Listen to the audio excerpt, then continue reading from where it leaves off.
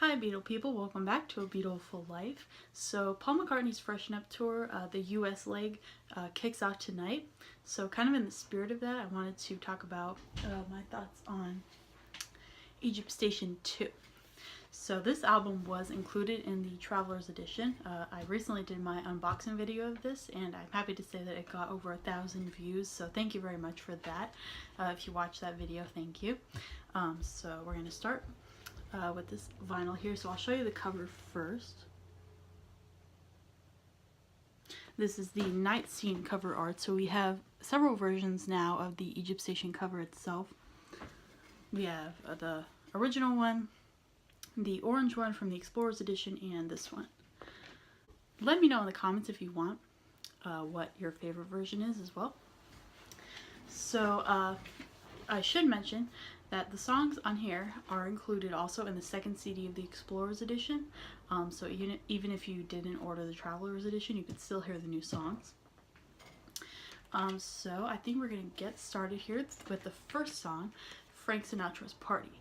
So this song is definitely one of my favorites. I think it should have made the cut to be on the original Egypt Station album personally. I really like the bouncy quality of it and just the whole vibe of the song in general. I think it would be really cool if Paul was to add this to his set list, or maybe play it at soundcheck at least. I think it would sound really cool with the horn section that he has now.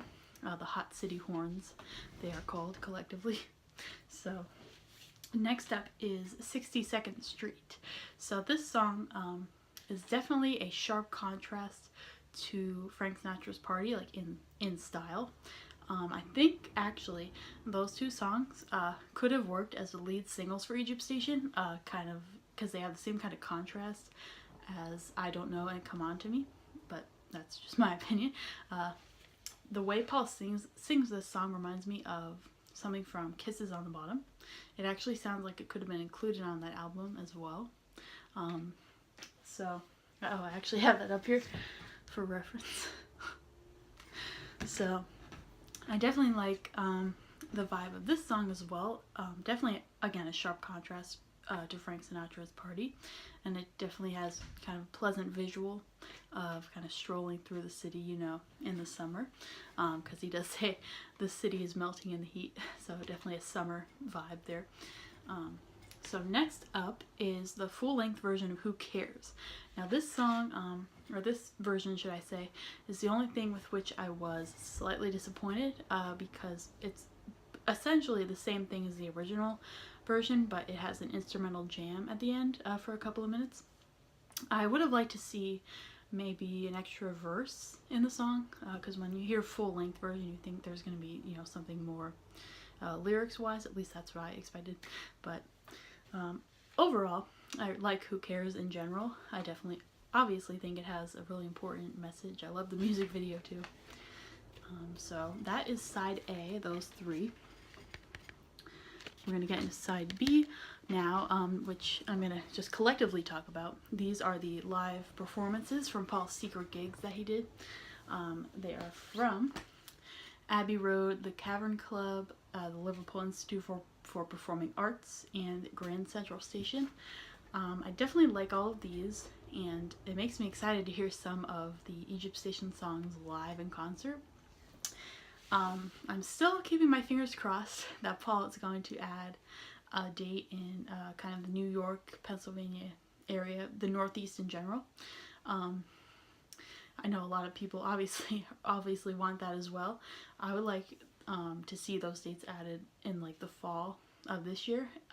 So hopefully that happens, because my birthday is in the fall, and it would be really cool if there was a concert around that time, because the last time I saw him, which is actually where I got this shirt from, he was playing just like 10 days after my birthday is when I saw him. So hoping something like that happens again, especially because my birthday this year is on a Saturday, so that would be cool.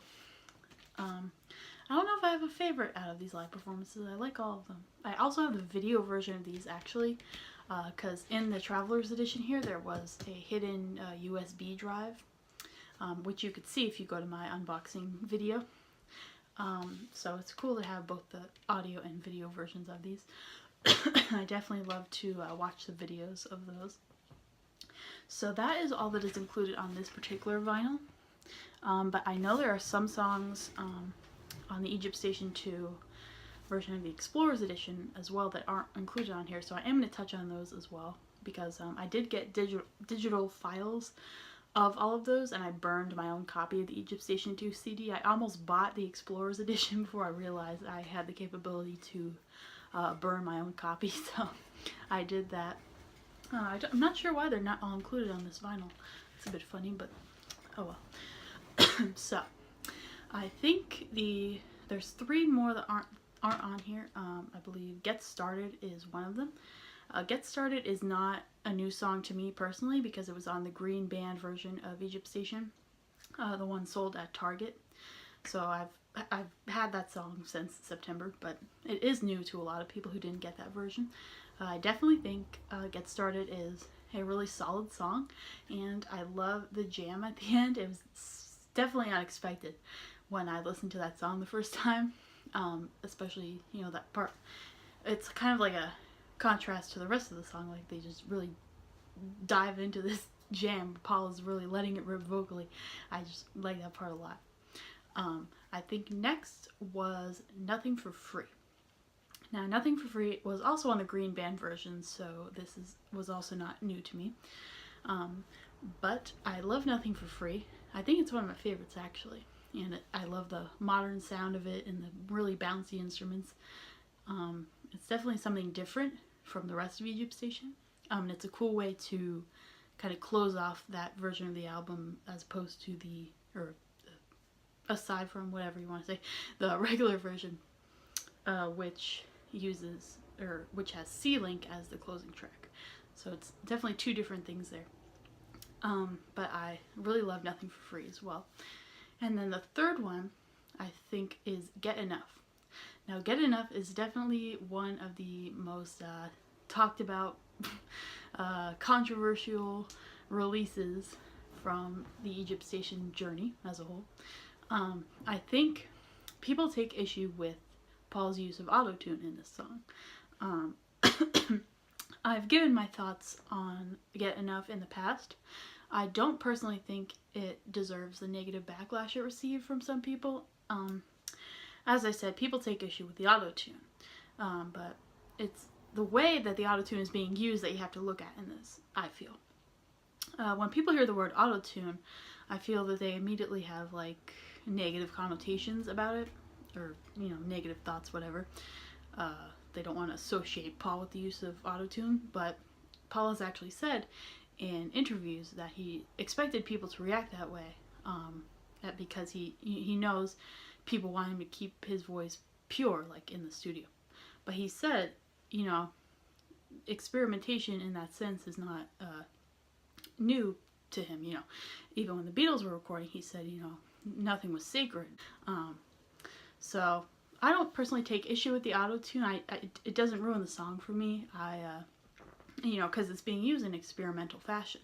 He's not, you know, trying to use it in the traditional sense of auto-tune, which is, you know, to improve some aspect of your voice or something. It's really more of an experimental thing, and for that reason I don't mind it. Get Enough, I really like that song, and I don't know. I think people should have perhaps more of an open mind about that, but to each their own, I suppose. I think actually that touches on everything, because there were three songs that weren't on this vinyl that make up Egypt Station 2 as a whole, so I'm pretty sure I touched on everything. So if you want to see my Traveler's Edition unboxing, that is the most recent video besides this one on my channel. So I will leave a tag up there so you can click on it. But as for today's video, that is everything that I have to talk about. So thank you very much for watching, and be sure to subscribe to my channel if you would like to see more things like this. I think my next video is going to be more Beatles themed, because I've done 2 Paul McCartney videos this week and last week, so we're going to do Beatles next. So I'm going to leave also my blog and social media in the description, as always, so you can check those out if you want. And as always, have a beautiful day, everybody.